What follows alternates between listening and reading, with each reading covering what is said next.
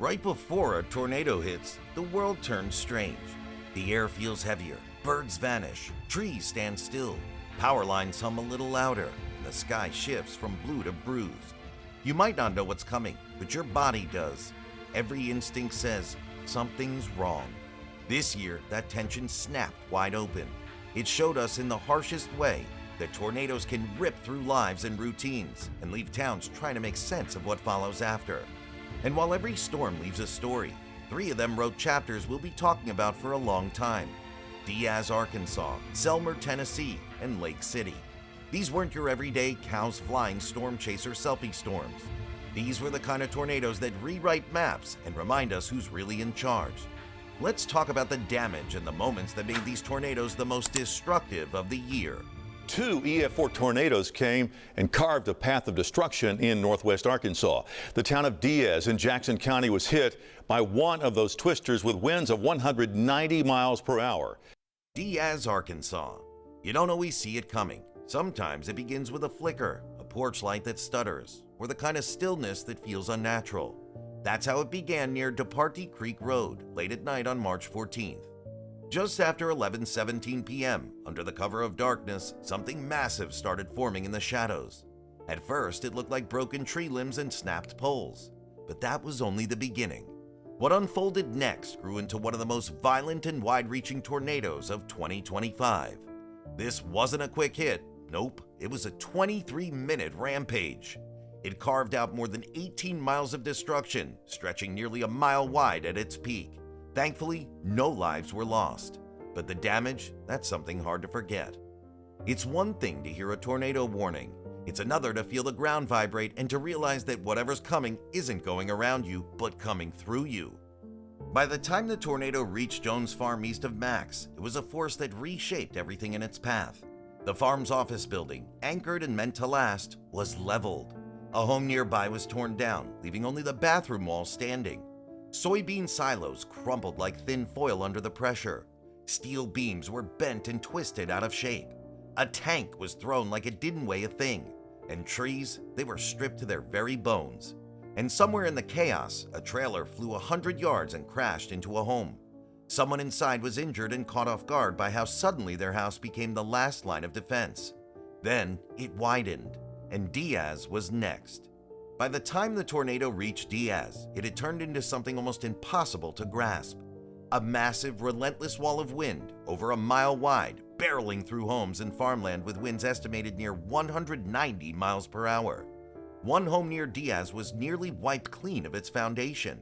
Metal buildings, once sturdy and reliable, were reduced to twisted rubble. When the tornado moved on toward Fitzgerald, it still held that terrifying strength. It leveled more buildings, ripped apart power lines, and left behind fields of shattered trees and debris. But as suddenly as it had grown, the storm began to weaken. It narrowed and lost speed as it crossed the White River. Finally, near Campbell Station, it dissipated, leaving behind a landscape forever altered. 2 people were injured, one seriously, including a police officer whose patrol car was hurled by the winds. It was a night when the storm seemed to want it all, but many stood firm, refusing to let it steal their spirit. Selmer, Tennessee. Selmer, Tennessee, a place where neighbors know your name and life moves at a steady pace, was about to be tested in a way no one expected. The night of April 3rd, 2025 started like any other. People went to bed, probably unaware that in the dark, nature was gearing up to rewrite lives. Across West and Middle Tennessee, a relentless storm tore through the night. It was not a passing shower or gentle breeze, but a wild, unrelenting force. By early Thursday morning, at least 5 people had died. The National Weather Service found an EF3 tornado crossing Selmer with winds estimated at 160 miles per hour. That's strong enough to pick up cars and shred homes to splinters. And it wasn't just Selmer. Across the region, tornadoes and floods arrived. Over 70 severe thunderstorm warnings, 50 tornado warnings, and 21 flash flood alerts were blasted from the weather stations. 7 confirmed tornadoes touched down in that terrifying 24-hour storm cycle.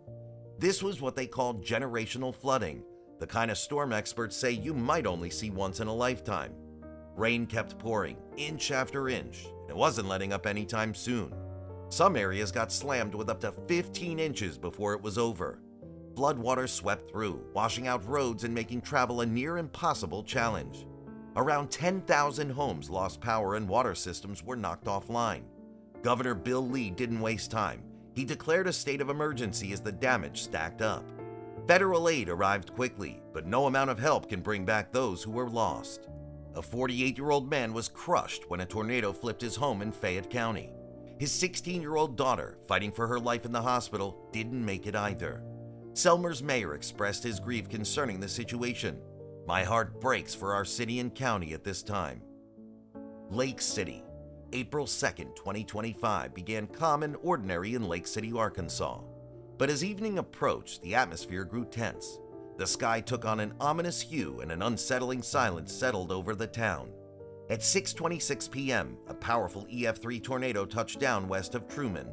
It carved a destructive path northeastward and intensified as it approached Lake City. By 6:40 p.m., the National Weather Service issued a tornado emergency for the area. The tornado's fury was unprecedented. Winds reaching up to 150 miles per hour uprooted trees, demolished homes, and flipped vehicles. Power lines snapped too, plunging the town into darkness. In the aftermath, over 40,000 residents were left without electricity, and at least 7 people sustained injuries. Among the survivors was Morgan Ernest, a local resident who sought refuge in a storm shelter with her family.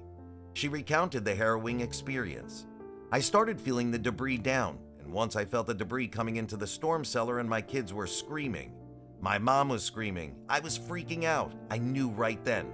I grabbed them and I was like, oh my gosh, is it going to be as bad as what you're thinking? It felt like 5 minutes, but it's something I would never relive again." In the days that followed, the community began the arduous process of recovery. Everywhere you looked, there was wreckage. A neighborhood that once buzzed with lawnmowers and evening chats now stood in ruin. And the smell, that strange post-tornado blend of dirt, insulation, and something metallic lingered. Residents like Morgan and her family sifted through the rubble, salvaging what they could and finding strength in each other. The road to rebuilding the area will certainly be a long one. You know what's wild? In less than a minute, a tornado can do the kind of damage that takes a whole town months to clean up. That's exactly what Lake City, Arkansas is staring down right now. After the tornado came barreling through with high winds, it left behind disbelief and a whole lot of debris. Kenneth Winford, a longtime local, said it best. "I've seen storms in 40 years, but not like this." The twister cut east, missed his house by barely half a mile, and slammed into the west side of Lake City like it had a grudge.